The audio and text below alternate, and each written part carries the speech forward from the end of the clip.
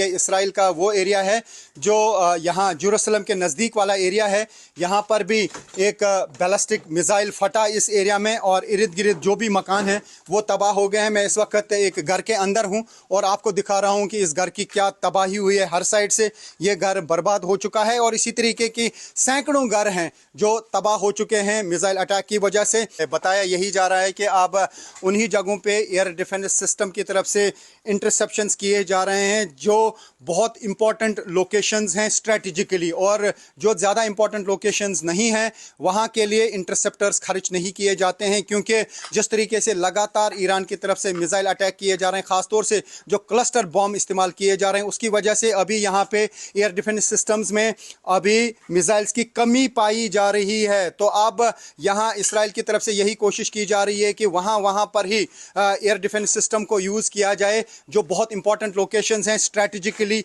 या defence forces की जो लोकेशंस हैं उनको बचाने के लिए, या जो बड़ी बड़ी इमारतें हैं या बड़े बड़े एरियाज़ हैं, खासतौर से टेल अवीव हो या हाइफा हो या जेरूसलम हो, जो वहाँ की इंपॉर्टेंट लोकेशंस हैं उन्हीं के लिए इंटरसेप्टर्स भेजे जाएंगे। और जो बाकी ओपन एरियाज़ में या फिर ऐसी जगहों पे जो ज़्यादा इंपॉर्टेंट नहीं है, जो मिसाइल वहाँ की ओर जाएंगे उनको रोकने की कोशिश अब यहाँ का एयर डिफेंस सिस्टम नहीं करेगा। ये अब इसमें बदलाव ज़रूर आया है। ये तभी आया है क्योंकि अभी तक बहुत सारे इंटरसेप्टर्स खर्च किए हैं इसराइल ने ईरान की तरफ से दागे गए मिसाइल्स को रोकने के लिए, और अभी जिस तरीके से लगातार क्लस्टर बॉम्ब्स का इस्तेमाल किया जा रहा है उसके लिए भी काफ़ी सारे इंटरसेप्टर्स खर्च करने पड़ रहे हैं इसराइल को। और अगर इंटरसेप्टर कम पड़ गए, यानी अगर बैटरी ख़त्म हो गई एयर डिफेंस सिस्टम्स की, तो फिर ईरान के मिसाइल से बचने का कोई रास्ता इसराइल के पास नहीं रहेगा। तो ऐसे में ज़रूर यहाँ पर भी अब सख्ते में आ गया है इसराइल, क्योंकि जिस तरीके से लगातार